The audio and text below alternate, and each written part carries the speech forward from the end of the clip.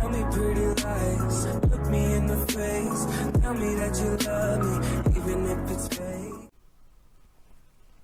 안녕하십니까? 아렌지아입니다. 최근 제가 좀 어려운 인슐린, 미생물과 같은 것들을 주제로 영상을 올리다 보니까 좀 가벼운 주제를 한번 하고 싶더라고요. 그래서 오늘은 정말 많이 시행하는 영상의학과 검사에 대해 해볼까 하고요. 어려운 영상 검사 말고요. 그건 차후에 하죠. 아주 기본적으로 엑스레이와 MRI, CT의 차이 같은 기본적인 주의사항 정도로 진행해 볼게요. 이것도 적극적으로 들이대면 참 할 말이 많은 분야이긴 합니다. 그러나 처음부터 너무 깊이 가면 어려우니까 천천히 적응해 보자고요. 저는 엑스레이 하면 보호자에게 엄청나게 시달렸던 기억이 먼저 떠오릅니다. 환자가 가슴과 복부 엑스레이를 수술 후 경과 확인을 위해 2일 동안 6회 찍었어요. 그런데 보호자가 다음날 저녁에 나타나서 환자가 방사선에 노출돼서 암에 걸리면 책임질 거냐면서 2시간 동안 영혼까지 탈탈 털렸던 적이 있었어요. 여러분들은 저처럼 영혼까지 털리지는 않더라도 엑스레이나 CT와 같은 영상의학과 검사 시에 방사선에 대한 불안감을 호소하는 경우를 보실 수 있으실 거예요. 엑스레이 방사선 때문에 암에 걸리면 어떻게 하냐고 물어보는 분이 계신다면 저는 이렇게 이야기를 해드립니다. 당장 치료가 우선인데 검사를 안 하시면 지금 어떻게 치료해요? 엑스레이를 한 번에 같은 곳을 100번 찍으면 암이 20, 30년 후에 5% 발생할 수 있대요 라고 말씀드리죠. 방사선은 공기나 물처럼 우리와 늘 함께 있어요. 자연의 일부인 셈이죠. 우리 몸이나 우리가 먹는 음식물에도 포함되어 있습니다. 이것을 자연 방사선이라고 하죠. 일상생활에서 일반적으로 연간 2.5mS에서 2.95mS 정도의 방사선에 노출된다고 합니다. 방사선 업무 종사자, 즉 영상의학과 방사선사 선생님들은 5년간 100mS의 방사선 노출이 상한선이라고 하고요. 만약 CT실이나 엑스레이실에서 일하시던 방사선사 선생님이 연간 허용치에 다다르면 MRI실과 같은 곳으로 업무를 변경하게 됩니다. MRI는 방사선이 아닌 자기장을 이용한 검사 방법이죠. 차후에 CT, MRI는 비교해 드릴 거고요. 체스트 엑스레이, 즉 가슴 엑스레이의 1회 촬영 시 0.5에서 1mS, 복부 엑스레이의 경우 0.6mS의 방사선을 받는다고 하는데요. 연간 1mS를 인공 방사선 허용량으로 정하고 있다고 하지만 병의 진단이나 치료를 위해서는 검사를 주저할 필요는 전혀 없다고 생각해요. 질병을 치료하는 것이 우선이니까요. 앞에서도 말씀드렸지만 약 100mS의 방사선에 노출되면 20, 30년 후 암 발생률이 0.5% 증가한다고 하는데 당장 치료가 우선이 아닐까요? 짧은 기간에 병원을 옮겨 다니면서 동일한 부위에 엑스레이나 CT를 재촬영하는 것은 피해야 하죠. 방사선량에 대한 예전 기억이 나서 좀 길게 이야기 드렸고요. 우선 엑스레이부터 해보겠습니다. 알고 보면 이것도 뭐가 엄청 많죠. 여러분들은 체스트 PA, AP의 차이를 아시나요? 체스트 엑스레이에 라테랄이 붙으면 뭐가 다를까요? 그리고 업드맨 플랫과 업드맨 플랫 앤 업라이트의 차이는 뭘까요? 그리고 디큐비터스, 오블릭, KUB는 뭘 말하는 걸까요?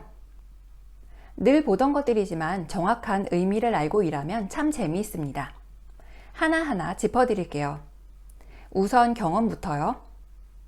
추운 어느 날 일어나지도 못하고 앉기조차 힘든 폐렴 환자가 있었어요. 그런데 체스트 PA 처방이 난 거죠. 우리 신규 선생님께서는 엑스레이 오더를 받아서 환자가 움직이지 못하니까 침대채로 곱게 이송 요청을 해서 엑스레이실로 환자를 보냈죠. 영상에서 전화가 왔습니다. 환자가 앉지도 못하는데 그냥 보냈냐고요. 오더를 확인하지 않아도 알 수 있었습니다. 저는 즉시 죄송합니다 선생님, 오더 바로 바꿀 테니까 환자 검사해 주세요 라고 했죠. 환자가 병실로 왔다가 다시 가기에는 너무 힘드니까요. 그리고 주치의에게 전화해서 선생님, 환자 엑스레이실 앞에 있는데 오더 체스트 AP로 빨리 바꿔주세요 플리즈 라고 했죠. 이게 무슨 상황일까요? 체스트 PA, 체스트 AP의 차이를 보면요. PA는 posterior, anterior인데요. 뒤에서 앞으로 영상을 쏘는 것이고 검사실에서 환자와 엑스레이 기계 사이의 충분한 거리를 가지고 멀리서 촬영합니다. 체스트 AP와 비교하면 좀 더 선명하지만 심장 종격동의 크기가 작게 촬영되죠. 의식이 있고 서 있을 수 있는 환자를 대상으로 검사를 진행할 수 있어요. AP는 anterior, posterior이라고 해서 앞에서 뒤로 영상을 쏘는 것이죠. 의식이 없거나 거동이 불가능한 중환자에게서 많이 촬영합니다. 아마 방사선사 선생님들이 중환자실이나 병실로 포터블 엑스레이 기계를 가지고 오는 것을 많이 보게 되실 텐데요. 포터블의 경우에는 환자 침상 옆에서 촬영을 시행하고 검사실에서도 환자를 눕혀서 검사하기 때문에 환자와 충분한 거리를 두고 촬영할 수 없습니다. 참고로 다인실로 엑스레이 포터블이 오면 병실의 모든 사람을 내보내거나 엑스레이 촬영을 해야 하는 환자를 처치실과 같은 곳으로 옮겨서 다른 사람이 방사선에 노출되지 않도록 해야 하죠. 체스트 AP는 PA와 비교해서 가까운 거리에서 촬영하기 때문에 심장 종격동이 크게 촬영됩니다.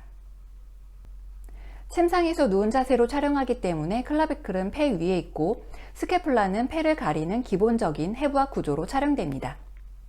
간혹 이런 거 있으면 큰일 납니다. 환자가 누워있는 상태일 때 등 쪽에 혹시 체온계나 무언가가 깔려 있는지 한 번씩은 꼭 확인해 주세요. 자, 체스트 PA와 AP를 비교해 보았고요. 이번에는 체스트 라테랄에 대해 이야기해 볼게요. 이것은 체스트 PA, 즉 뒤에서 한 번 찍고 옆에서 한 번 더 찍는 것인데요. 여러분, 처방을 보면서 특별한 사유가 없는 한 체스트 PA and 레프트 라테랄 처방만 들어오는 것을 느껴보셨나요? LT는 레프트, 즉 왼쪽이죠. 몸의 왼편이 감지기에 닿도록 해서 찍는 것이죠. 심장 쪽을 영상판 쪽으로 붙여서 심장이 확대되어 보이는 것을 줄이고 폐를 좀 더 크게 관찰하는 방법이 될 수 있는 것이죠. 다음으로 업도멘 플랫이 있고 업도멘 플랫 앤 업라이트가 있죠. 체스트 AP 오더가 날 때 업도멘 플랫도 같이 시행하는 경우가 많은데요. 업도멘 플랫은 일어설 수 없는 환자의 경우 누워서 검사를 시행하는 것이고 업도멘 플랫 앤 업라이트는 누워서 한 번 찍고 서서 복부를 다시 한번 촬영하는 것입니다.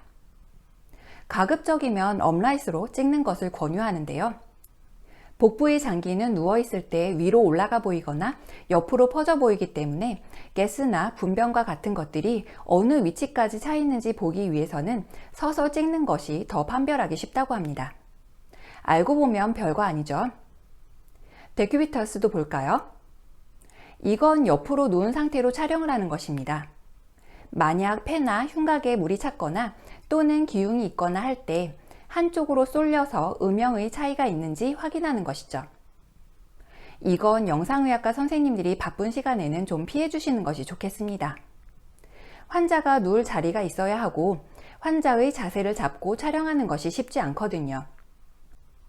일하다 보면 이런 것까지 다 배려하기는 어렵겠지만 서로 간의 짜증은 좀 줄일 수 있지 않을까 하는 생각이 듭니다. 그럼 오블리큐는요? 이건 몸을 45도 정도로 기울여서 찍는 것입니다. 만약 체스트 AP 또는 PA에서 또는 라테랄에서 병변이 잘 보이지 않을 때에는 45도 정도로 기울여서 찍게 되는 것이죠. 가슴뿐만이 아니라 복부나 손, 발, 다리 어느 곳이든 오블릭으로 찍을 수 있습니다. 하는 김에 KUB의 의미도 보죠. 저는 이게 처음에 뭔지 몰랐거든요. 어느 날 주치의가 업도멘이랑 KUB 둘 다 할게요 라고 하길래 엥? 무슨 말이지? 생각하면서 그냥 오더를 받아서 영상의학과에 보낸 적이 있었는데요. 뭔가 대단한 의미가 있는 줄 알았어요. 근데 KUB는 키드니, 유레터, 블래더, 즉 신장, 요관, 방광이란 뜻이죠. 치골 부분, 즉 비뇨기 부분까지 보이도록 촬영하라는 뜻이라고 하더라고요. 알고 보면 참 다들 별게 아니죠. 서서 찍게 하는지 눕히는지 어떤 각도로 볼 것인지 등등 그야말로 병변이 있는 쪽을 최대한 잘 보기 위한 자세나 방법 등인 것입니다. 저는 이러한 오더를 보면서 뭐가 뭔지 잘 모르고 일했던 적이 있었는데요.